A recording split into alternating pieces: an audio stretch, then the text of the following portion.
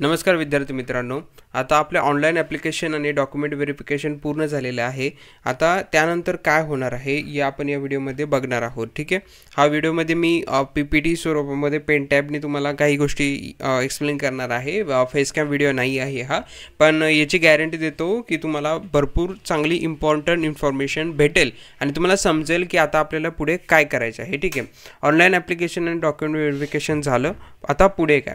एक गोष्ट लक्षात घ्या, तुम्हाला तुमचं ऑनलाईन ॲप्लिकेशन आणि डॉक्युमेंट व्हेरिफिकेशन झालेलं असेल, पण ते खात्री करून घ्या की तुमच्या डॉक्युमेंट व्हेरिफिकेशन जे झालेलं आहे त्याच्यावरती अप्रूव्ह किंवा कन्फर्मचं जे टॅग आहे तो असला पाहिजे।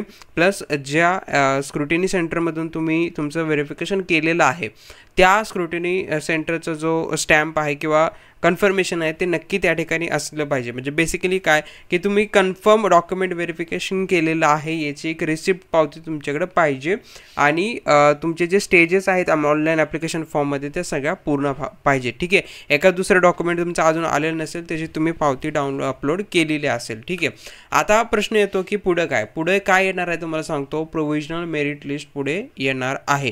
प्रोव्हिजनल मेरिट लिस्ट म्हणजे काय की तात्पुरती यादी, तात्पुरती गुणवत्ता यादी। प्रोव्हिजनल या शब्दाचा अर्थ काय आहे, तात्पुरती। ही कुठे भेटणार तुम्हाला FE2024.mahacity.org म्हणजेच ऑफिशियल जी वेबसाईट आहे त्या ठिकाणी तुम्हाला ही जी यादी आहे ती भेटणार। मग आता तुम्हाला प्रश्न पडला असेल की प्रोव्हिजनल मेरिट लिस्ट म्हणजे काय, तेच मी तुम्हाला सांगतो। बघा, दोन प्रकारच्या गुणवत्ता यादी प्रसिद्ध होतात। पहिली गोष्ट गुणवत्ता यादी म्हणजे काय। गुणवत्ता यादी म्हणजे काय की संपूर्ण महाराष्ट्रामध्ये ज्या विद्यार्थ्यांनी सक्सेसफुली इंजिनिअरिंगसाठीचा ॲप्लिकेशन फॉर्म भरलेला आहे, प्लस त्यांनी डॉक्युमेंट व्हेरिफिकेशन केलेलं आहे, कन्फर्मेशन केलेलं आहे, ते विद्यार्थी इलिजिबल असतील प्रोव्हिजनल मेरिट लिस्ट आणि फायनल मेरिट लिस्टमध्ये येण्यासाठी। तर सगळ्यात पहिल्यांदा कोणती मेरिट लिस्ट येते, तर प्रोव्हिजनल मेरिट लिस्ट येते। गुणवत्ता यादी म्हणजे काय ते सांगत होतो मी तुम्हाला। गुणवत्ता यादी म्हणजे काय की ज्या विद्यार्थ्यांनी ॲप्लिकेशन फॉर्म आणि कन्फर्मेशन केलेलं आहे डॉक्युमेंट व्हेरिफिकेशन, ते विद्यार्थी इलिजिबिलिटी त्यांची ह्या लिस्टसाठी असेल आणि त्यांचे पर्सेंटाईल वाईज त्यांना एक रँक दिला जाईल। आता साधं सोपं उदाहरण, समजा एखाद्या विद्यार्थ्याला 100 पर्सेंटाईल पडलेले आहे, तर नक्कीच तो विद्यार्थी सर्वात पहिला रँक त्याला भेटेल आणि खाली खाली खाली जसे जसे त्यांचे पर्सेंटाईल विद्यार्थ्यांचे कमी होत जातील तसं ते एक सॉर्ट करून म्हणजे ज्याचा पर्सेंटेज सगळ्यात जास्त आहे तो सगळ्यात वर येईल आणि मग खाली खाली असं उतरता क्रम देत प्रत्येकाला एक रँक दिला जाईल। ठीक आहे, अशा पद्धतीने गुणवत्ता यादी तयार होते। मग आता या दोन याद्या वेगवेगळ्या आहेत का, तर दोन वेगवेगळ्या नाही आहेत।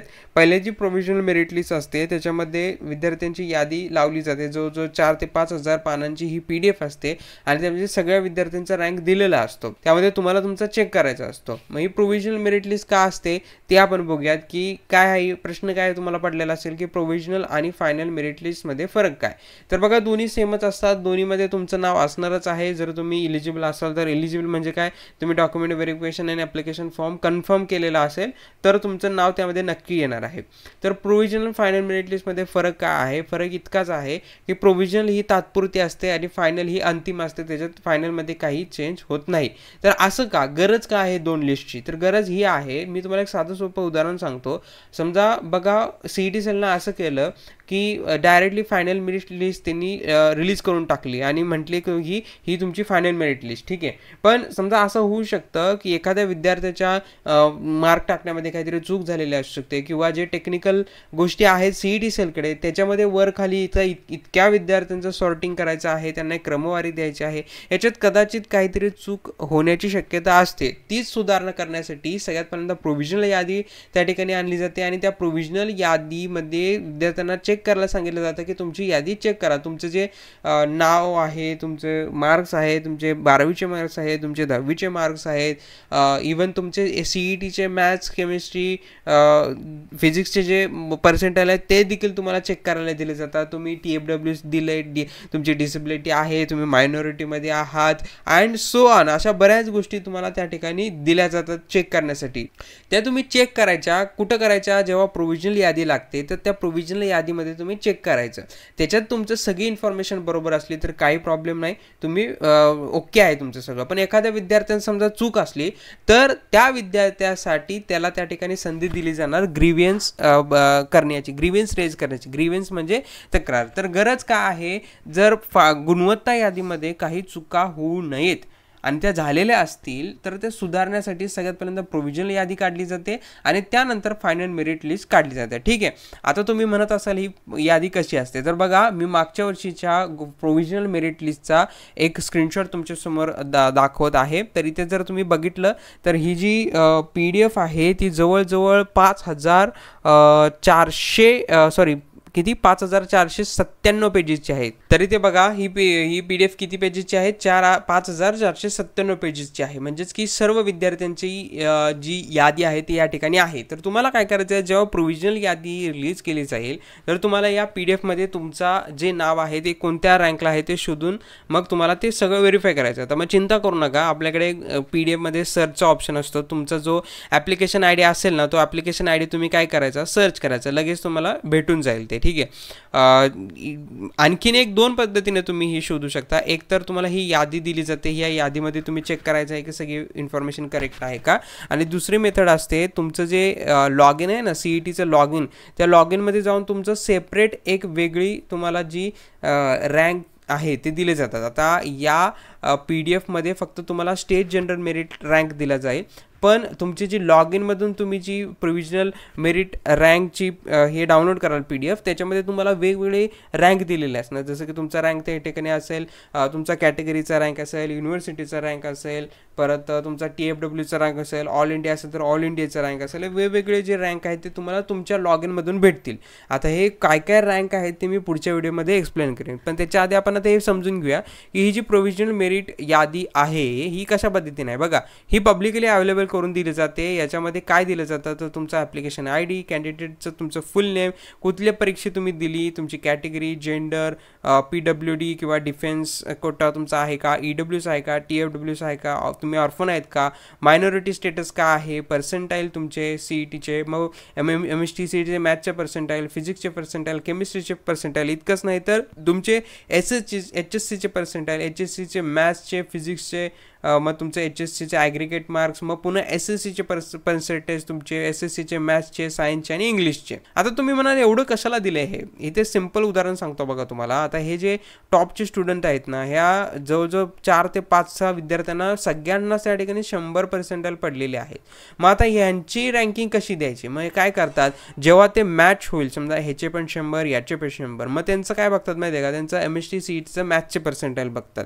ज्याला जास्त असतील त्याला वरचा रँक दिला जाईल. आता समजा त्यांचं त्या 2 विद्यार्थ्यांचं MST CETचं मॅथ्सचे पर्सेंटाईल देखील मॅच झाले तर त्यांचे MST CETचे फिजिक्सचे पर्सेंटाईल बघतात, ते सुद्धा मॅच झाले तर त्यांचे केमिस्ट्रीचे बघतात, ते सुद्धा मॅच झाले तर त्यांचे जी HSCचे 12वीचे मार्क्स आहेत ते बघितले जातात. आणि असं करून सर्व विद्यार्थ्यांना रँकिंग दिली जाते. म्हणजेच काय की समजा एखाद्या विद्यार्थ्याचं समजा MST CETचे केमिस्ट्रीचे पर्सेंटाईल टाकताना चुकले असतील तर कदाचित त्याच्या रँकिंगमध्ये फरक पडू शकतो. मग ह्याच चुका होऊ नयेत म्हणून पहिल्यांदा प्रोव्हिजनल यादी काढली जाते आणि मग फायनल यादी काढली जाते. आय होप तुम्हाला प्रोव्हिजनल आणि जी फायनल मेरिट यादी आहे ती का काढली जाते ते समजलं असेल. आता बघा, ही विद्यार्थ्यांना समजलं की एखाद्या विद्यार्थ्याला समजलं की माझ्या प्रोव्हिजनल यादीमध्ये किंवा माझ्या प्रोव्हिजनल जी माहिती आहे त्याच्यामध्ये काहीतरी चूक झालेली आहे, कुठेतरी पर्सेंटाईल काही ना काही चुकलेलं आहे, तर त्या विद्यार्थ्यासाठी एक संधी असते की ग्रीव्हन्स पिरियडमध्ये जो ग्रीव्हन्स आहे तो रेज करण्यासाठी. काय आहे